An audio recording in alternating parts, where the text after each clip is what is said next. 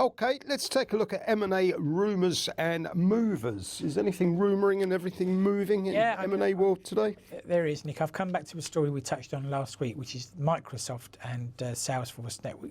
Microsoft were one of a number of companies mentioned as a possible bidder for Salesforce last week, but story broke last night that the Microsoft are now definitely considering a bid for Salesforce, or at least that was the rumour.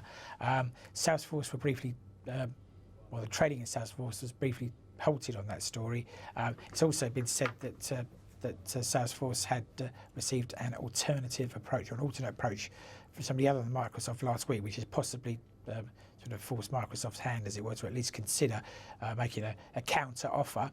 And then a deal proper that's actually been announced is one between Western Union, who you might be, who send money transmission across the world, big US name for doing that. They're merging with a smaller competitor, MoneyGram, in a deal worth approximately $1.5 billion. That was good news for MoneyGram shareholders, and they were up 37% in late trade. So that payment space is becoming ever more consolidated. The incumbent players having to get together as new people like Square and Apple Pay are making it easier for people to move money around the country and the world, and perhaps the days of these old traditional money transmission services may be numbered. Understood.